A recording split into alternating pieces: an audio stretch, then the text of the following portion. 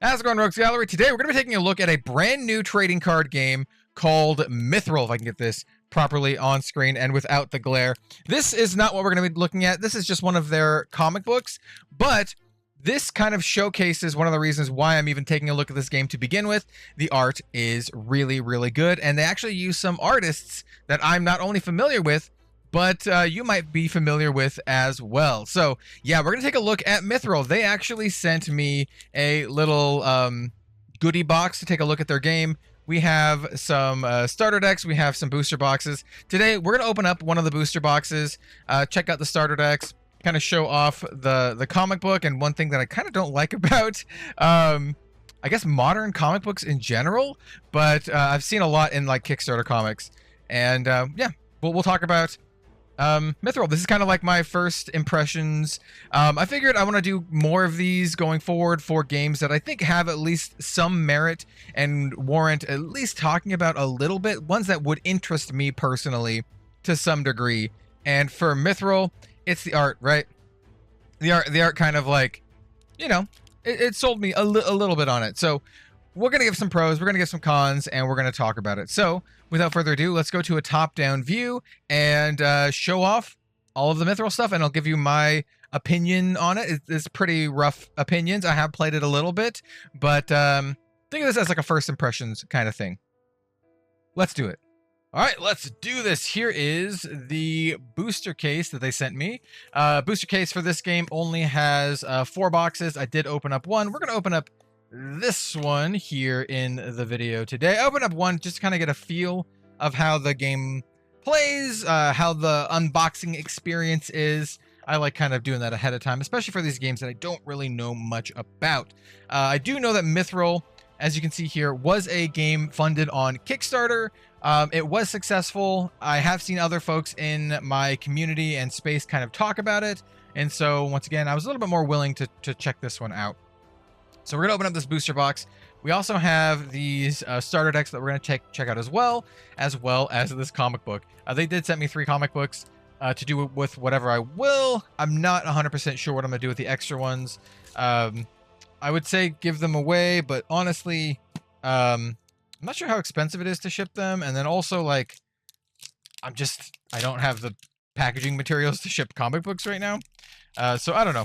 We'll see what I do with them. Let me know in the comments down below if you would like a Mythrel comic book. Maybe we'll give some away. So I do have some critiques here. The art on the cover is absolutely gorgeous. It is very good, and I really like this artist. I've seen this artist around on ArtStation. I don't remember their exact name.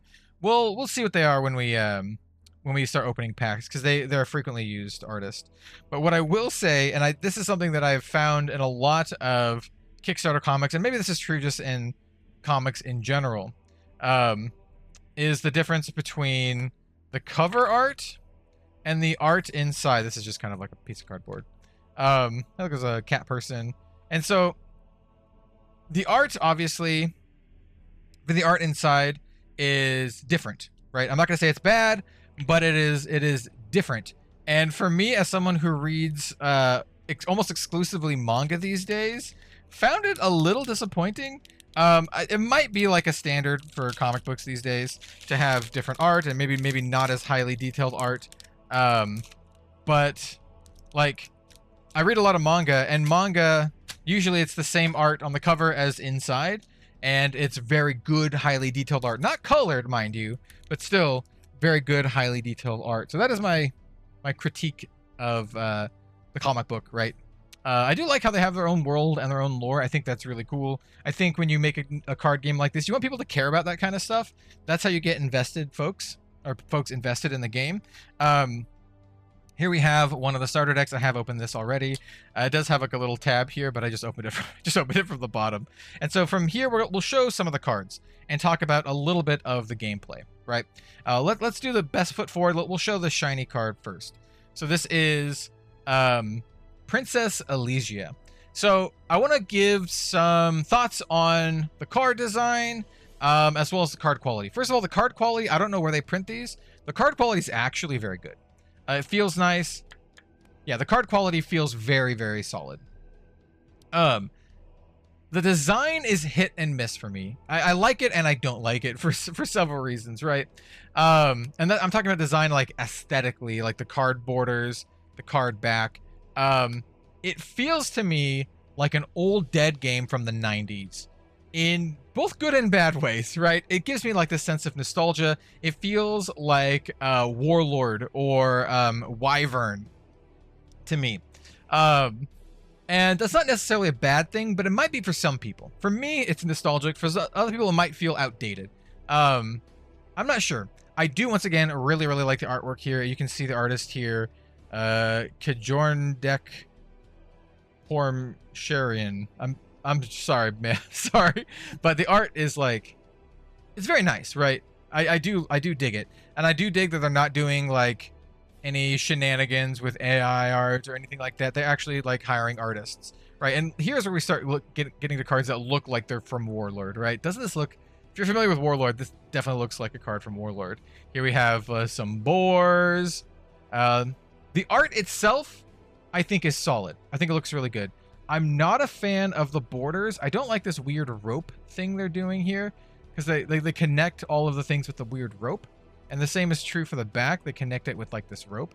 And it just doesn't do it for me all that well. The card back itself is all right. And once again, it feels like a card game from the 90s. I do like how you can see stuff in like the blank space here. It's like a map city kind of thing. And then the other critique is every single card has the same border. Like there is no way to differentiate what the card is by the border at all. It doesn't seem like there's factions or colors or anything, and that's like both good and bad. It's just every card functionally looks similar. Here's another cool looking card, Alari the Hunter. And then I want to talk about the simplicity of the game. This is a very, very simple game. If you just want a distilled card game experience similar to that of Hearthstone, I would say this is something you might want to check out. There's a lot of cards in here that are higher rarities that are just vanilla creatures, right? So this Princess Elysia, she's a foil. She doesn't have any special abilities. She's just a 2-cost 2/3. And I think she's rare because she's inherently power crept over like the Boar, which is a 2-cost 2/2. So it's very, very like, it's very, very simple. I'll put it that way. And they don't make a card rare because it has a crazy ability. It's like a lot of it's like stat based, I've found. Like here we have this Elven Spirit. It's a 3-cost 3/4. That's all it is. The two rares here, or the special foil cards here, are just they're just like higher statted. And there's only like a couple different kind of cards in the game. So you have your like creatures, your unit cards. Then you have your equipment, which do exactly what you would guess equipment does from a game like Magic or something like that. Cost is up here. This is what it does. Gives you an extra 4 health, right? That's what it does. Here's a creature. It's a 2-cost 2/2. Here is another creature. It's a 4-cost 5/3, right? Here's another creature. It's a 2-cost 1/1. This one has a keyword. There's only a couple keywords in the game. There's not a lot. Swift is one of them. It's basically like haste or storm. It lets you attack immediately. Here's another one. It's a 4-cost 2/4 with blocker, which is kind of like taunt or ward. Your opponent has to attack into it, I believe. Or maybe you have the option to block. I don't remember exactly off the top of my head, but it blocks. It blocks. One interesting thing that I would note is that the cost is up here. If the cost up here is white, you pay for it with resources, and you get 1 resource per turn, kind of like Hearthstone. And if it's red, though, you pay for it with life, which I think is pretty good. Yeah. So like this card, you pay 3 life and you draw a card, which I think is like not too bad. Here we have another piece of equipment. Well, actually, no, this one is a spell. I'm sorry. This is not a piece of equipment, even though it looks like one. This is the other card type, spells. Spells do what you think spells do. You pay the cost, you do the thing. This deals 4 damage to an opponent's creature. It's interesting that the spell still has like the stats on the bottom. I would have assumed that they would have gotten rid of the stats. Same for like the piece of equipment, or the this is also a spell, but anyway. Here we have a 4-cost 3/3 with ward. This is rejuvenation. Heal your Costs 8 and heals your player for 8. Health potion. Heal your player for 3. Cost 3, heal for 3. You know, very, very simple stuff. Mana potion. Costs 1, but then you gain 2. So it basically just ramps you 1.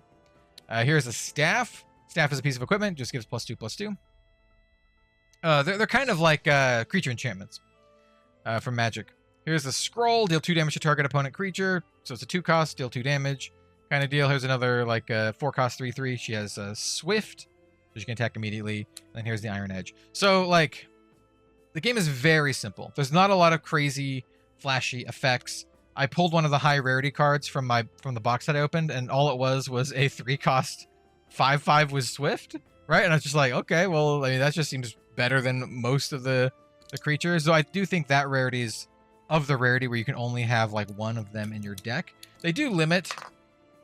There are limits to like the number of cards you can have in your deck, for example. Once again, I'm not like the biggest rules buff on the game because I just kind of gave it a cursory glance, but I did want to give it its paces more or less. So let's check out the other 2 starter decks, and then we'll open up a box, and then I'll give you like my final review on this. But you can kind of guess where it's going here.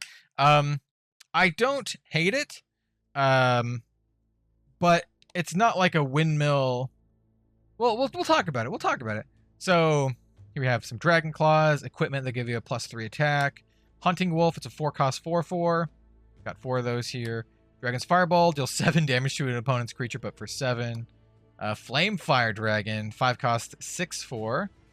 Scroll of Onslaught, give all friendly creatures +1 attack. Is this until end of turn, or is this permanently? World of the Snake, it's just a 1 cost 1/1. Healing Rain, gives all your creatures +3 defense and heals your player for 3. For 9, woof.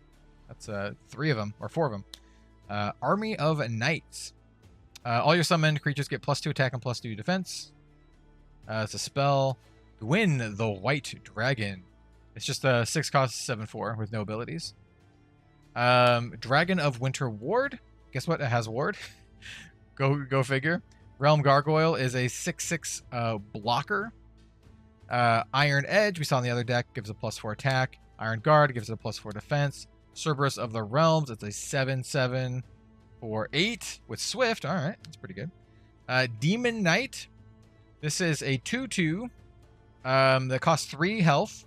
It says play 3 life to summon instead of mana blocker. Yeah. So I guess it just tells you here. So I guess it's not baked into the rules. I don't think you pay 6 life to play this. I think you just pay 3, but it just tells you here. It's much cleaner, I think, if it didn't have to write it out here and just set it in the top. There is going to be another edition of the game. I don't know if this is kind of stuff that they're going to be fixing. Wolf's Fury, 7 cost. Deal 2 damage to all opponent's creatures. And then we have Drake of the Skies, which is a 6 cost 6/5 with Swift. And then a Dragon Egg. That is a 5-drop 1/5 blocker Swift and gives target creature +2/-5 random defense. Oh, +2 to 5 random defense. Gotcha. Haven't played with this one yet. So it gives you guys, you roll like a dice or something to see what it is. I will note right now, so one of the big takeaways of this game is you can play Mythrel both physically and digitally. It does have a digital component both on the App Store, like I use Google Play App Store because I have an Android, but also on Steam. So yes, this does have a digital component, and that we'll get into that when we start opening up booster packs, because there is a relevant thing. And hey, if you're watching this video and you're sticking around this far, maybe you're going to scoop up some codes here. Spoilers, I'm not going to scan the codes in myself, so I'm going to let you scan them in if you want to, so you can get some free packs in the digital version if you'd like to give it a shot. One of the big critiques in the digital version is there's no tutorial either. This is one of my critiques for a lot of these games, and it's another critique for these starter decks, is that there's no real how to play book in them, right? It says just go to the rules here, and yeah, sure, you go to the rules. That is not uniquely a Mythrel problem. I think that is just something that is common in the card industry these days, and I don't like it. I'm not a fan of it. I wish more games included rule books. +1 defense to all your dudes. We've seen the spear, deal 4 damage. We have a dagger, get the 5 for a +5. Nia. Ooh, Nia. Mage of the Realm. 3/3 ward for 4. Get a good old Fox. He's a 1/1 blocker for 2. Health Potion. Heal for 3. Got a Cat Assassin. It's a 5/3 with Swift. All right, all right. Lord of the Mew. It's a 7/7 blocker for 8. We have Mew Archer. 6/4 with Swift. Cat seems pretty good. Ooh, I love the art in this card, dude. Dark Old Wizard. This is sweet. He's just a 5/5 with Ward for 6. But he has like no abilities. That's one of the things, man. The cards are very, very simple. Give all your creatures +3 attack for 8. I got a Sorcerer Jar. Do 1 damage to all opponents' creatures for 6. That's a lot. For 3, we have a beautiful Elven Archer. She's a 4/2 with Swift for 3. And then we have a Warding Barrier. Gives your creature Ward for 2. So yeah, those are the starter decks. Once again, the cards and the game seem very simple. And you might be saying, hey, that's just because they're the starter decks. Well, let's open up some packs and we'll check out the rares. And you can determine for yourself whether or not the cards feel very, very simple. And I'm not saying that as exclusively a bad thing, right? If you just want a very simple game, like no nonsense, not a ton of mechanics, you know what? This really could be something that you're looking for. So, last part of the video, we're going to open up this box of Mythrel that does have a box topper in it. That is a foil card.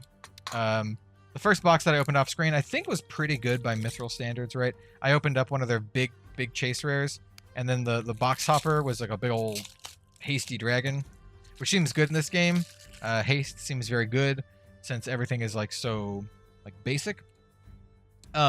Here are the rarity breakdown. There's only 36 commons and 36 uncommons, which is interesting. 34 rares, 14 mythicals, and 4 exotics to collect. And I believe I pulled an exotic from the box that I opened. I do know that the pull rates are pretty tough for the high rarity stuff. Anything that's not a rare. So yeah, this is a box topper. With once again, the art in the game is very good. I'm a big fan of just the art in general, even if I'm not a fan of the card border aesthetic. I think the art quality in terms of just kind of like general art quality is like is solid. I like it. I like it. So here we have a Thea, the Wolf Tamer. Deals 4 damage to a target opponent's creature. This seems pretty good. I assume this is like when you play it, you do that. It doesn't say. It just deals 4 damage to target opponent's creature. Or is it when you attack the creature? I think it's when you play it. 6/3 for 6 that deals 4 damage. Seems pretty good in this game. All right, and I do believe that's going to be the only foil we get. There are 2 different kinds of packs here with 2 different like colors, which is interesting. Packs are 10 cards. And then there's like once again, here's like QR code if you want to check that out. All right, let's open up some packs.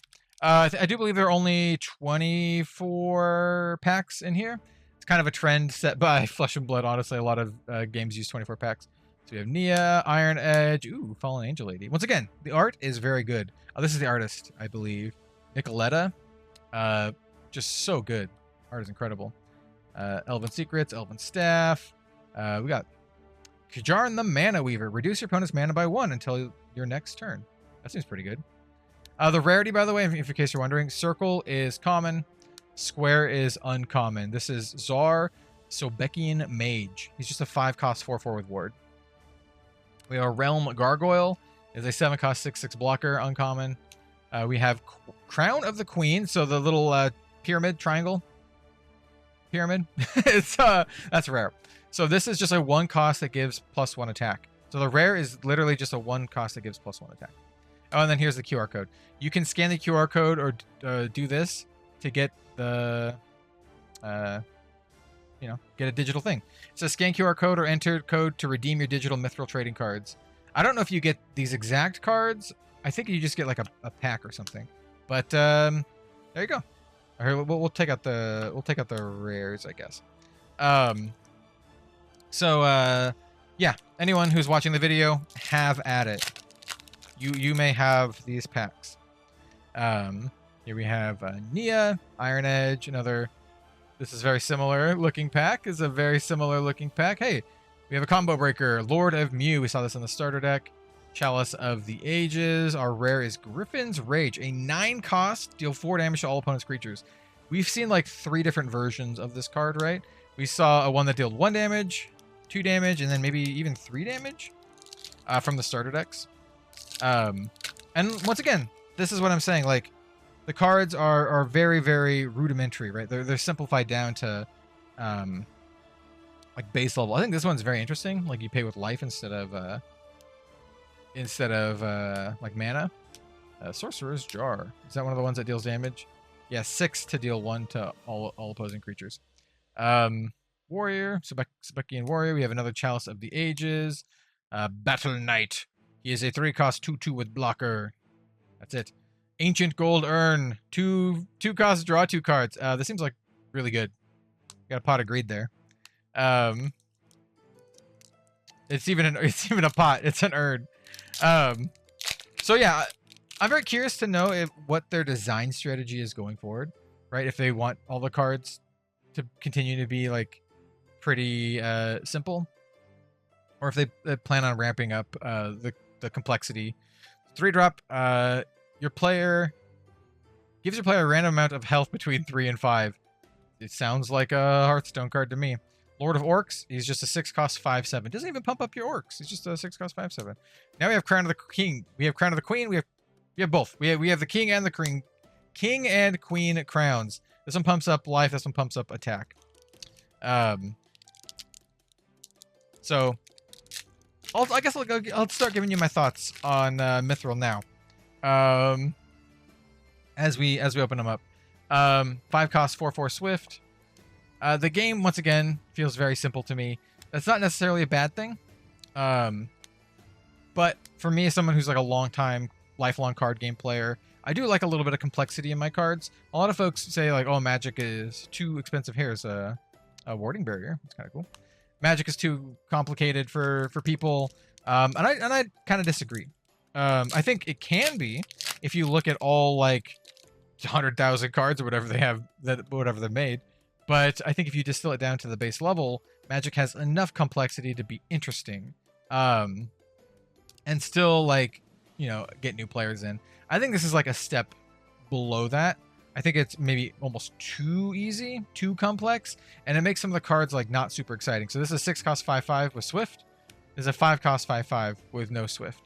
Those are the 2 uncommons. And here we have Aegis Merman. Oh, it looks like he actually has an effect. Okay, so 6-cost 5/5. If he's in play, deal 1 damage to the opponent player directly at the end of your turn. Okay, so he's a 6-cost 5/5 who pings your opponent for 1 every turn. Yeah. So that's where I am with this. I'm not saying that either as a negative or a positive. I'm just saying it from my perspective personally. So I think this game might... Ooh, what's up, Angel Lady? Zeely, Fallen Angel. If Zeely remains in play, draw a card at the end of your turn. That seems really good. that one seems... That one seems really good. There's a 1/1 Swift. And here's a Drake of the Skies. This is a rare. It's a 6-cost 6/5 with Swift. Yeah, I think this could appeal to a specific audience, especially if you're into like Hearthstone. It plays very much like Hearthstone. Like, you get a resource every single turn. You have your play points at the top, as opposed to something like Shadowverse, which is like very fast and it has like the evolved deck, and there's a little bit more complexity here. We have Old Wizard. The Old Wizard is just a 2/6. Doesn't even have any abilities, which is kind of a bummer. Like, you'd think a wizard would have like some sort of ability. Reduce your opponent's mana by 3 until your next turn. That seems good. We have Warhorse Guardian. Our rare is a 6-cost 5/5 blocker. And then you also have the card border thing that I mentioned before, where it's just like, you know, it's not super exciting. The card border does get a little bit fancier as you go up in rarity, so we'll show it off in this pack. But like not a ton. So we have a Scroll of Defense. We have an Elven Blacksmith, 2/4 blocker, and then here you can see the ropes here. You got the ropes on the sides. Well, if it's a rare, the ropes get viney. So the ropes are now viney. Goblin King, give your creature blocker. 7 cost 6/6, give a dude blocker. QR code. We should end up with one of the big hits from this. I can't remember what they're called exactly. It says it on the pack. It says it on the box. Maybe not on the pack. We should get one of the bigger hits here. And with only like 36 commons, we're going to see the commons pretty quickly. Got Army of Knights, Dragon's Blaze, Realm Sea Dragon. 1 cost, 1/1 blocker. It's a rare. I think it's actually like not bad for this game. A 1 cost, 1/1 blocker as a rare. To like put that in to compare it with another game that's a little more complicated. One of the better cards in Shadowverse is a 1-drop 0/2 blocker that when it dies, you get to draw a card, and then you can also evolve it to deal 2 damage to one of your opponent's things. As opposed to just a 1 cost 1/1 blocker, right? So I think yeah, that's basically what I have to say about the game. Pretty critical of the Dragon of the Realms. He's a 8/6 Swift for 8. Just dome your opponent for 8 there. Yeah. So those are my thoughts. Feels like an old game from the 90s for sure, in both terms of like gameplay and overall aesthetic. We have Arwen Spike Dragon. It's just a 9-drop 9/9 with no abilities. This is like just the flavor text. I kind of like glossed over that, but all the words on there is just flavor text. I do like the flavor. I think it's cool what they're doing in that regard. But other than that, it's just kind of like, yeah, it's simple, right? And it feels like it's just trying to be simple, right? This could be like a cool first game to get into. Yeah. Hey, we have a Princess Elisa. This is the card that we got in the starter deck. She looks great. 2 cost 2/3. That's all. She's just a vanilla 2 cost 2/3. She looks great. And I do believe there might have been like some Flesh and Blood artists that have worked on this game as well. You know, we're gonna finish up opening the booster box, and we'll call it a day. Zeely Fallen Angel. We have a Lady Ceridwen. She's a 7-drop 5/5. Gives your creatures with +2 attack until end of turn. That's cool. She's like a plumper. That one says until end of turn, so I would assume the other cards that don't say until end of turn is permanent. There's all those spell cards that are just like, you know, give your guys +1 health or whatever. Since that one says until end of turn, I would assume that the other ones are not until end of turn. Draw a card and heal your player for 1 for 2. It replaces itself. Lord of Centaurs. He's just a 7-drop 6/8. Ooh, Demon Lady. Hello. 6 cost 6/6. That's all it does. Aw. I was kind of hoping for an ability. I was hoping like, oh, when it enters play, pay 3 life and draw 3 cards or something. But it's just a 6/6. Pay half your life and draw 3 cards. I don't know, something. You gotta give me something. You gotta give me something. Beautiful Archer Angel Lady. Got double potions and then a healer. Illyria the Healer. 3-drop 2/3. Heals for 3. Cool. Cool. I'm like flipping through these so quickly, I don't know if people have time to scan them. That's not the point of the video. The point of it is just to check it out. So, ooh, hey, look, we did get one of the fancy cards in this pack. They also have a different border in that they don't have a border at all. Here we have Aaron, Mage of the Realm. He's a 2-drop 1/1 with Ward. Mew Magi. Look at this guy. Look at this cat guy. So this is has deals 2 damage to target opponent's creature on summon. So this one says on summon. This one, where is it? Maybe she wasn't a rare, but there was that other card that dealt like 4 damage. But I'm just still trying to look to see if it's here. Maybe it's not here. There's one that deals like, oh no, duh, it's our foil. Yeah, there's this one that it just says deal 4 damage to target opponent's creature, but this one says deal damage on summon. So I'm a little confused. So once again, does this one mean like on attack? Since this one says on summon, I don't know. But it's a 2-drop 3/2 that has an effect, which seems really good in this game. So this card seems really good. He can't has. So I think this is one of the 14. The other card that I pulled is one of the the really high rarities. And I'm not sure like the exact pull rates on them. I feel they're pretty rare. I think this is like a 1 per box kind of deal. Larissa, we have King's Ring, 3-drop +1/+2 equipment kind of thing. Yeah. So once again, like I said, game simple.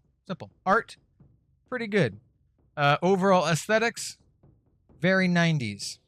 Here's a mermaid. It's just a 2/4, 3-drop 2/4. Terror. Scares your opponent's target creature, forcing it to attack and 1 defense until your next turn. That's worded very weirdly. I see. Oh, forcing it to 0 attack and 1 defense. So it becomes a 0/1, and it just becomes a 0/1. Gotcha. So target creature becomes a 0/1 until end of turn. That's what that does for 5, which is a lot.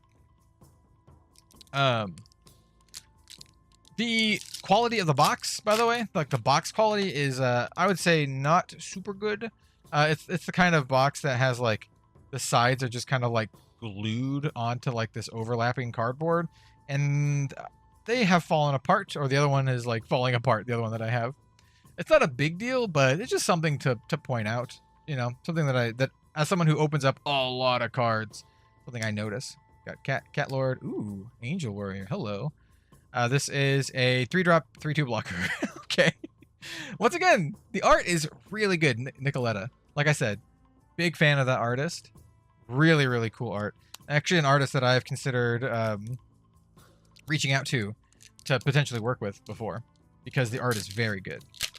I'm sure you've seen their art around. Yeah, I think they're very underrated. We have Tome of Myths. Draw a card and heal. Oh, we saw that one. Draw, heal 1. We have another demon guy. He's a 5-drop 6/5. So I don't know, maybe not as good as the other demon, or no, better than the other demon, because the other demon was a 6-drop 6/6. That one's a 5-drop 6/5. It's like the 1 mana worth the extra 1 point of life. I don't know, maybe in this game it is. Realm Gateway, 4-drop, heal for 4. I feel in this game, you probably just want to have as many like haste things as possible and just dunk your opponent as like fast as you can. Since there is no like mana or anything like that. I mean, there is mana, but there's no like different colors of mana or different factions.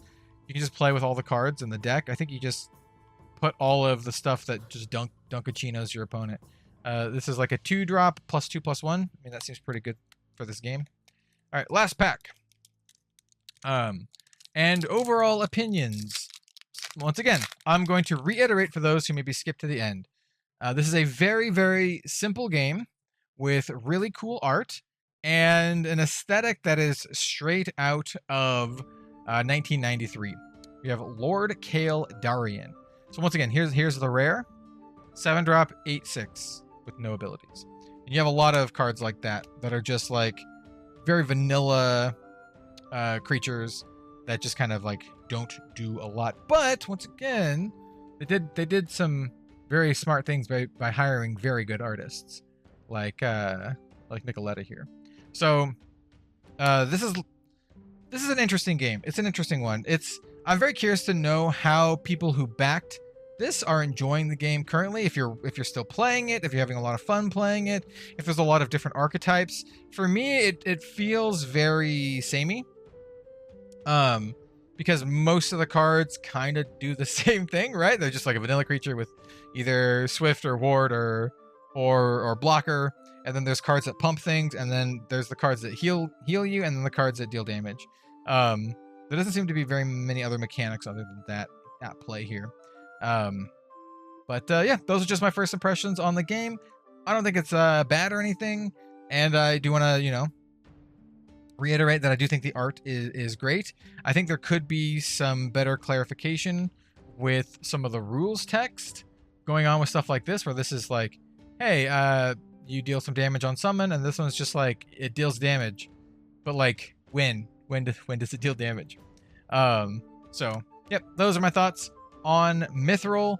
Thank you all so much for watching, and We'll see you next time.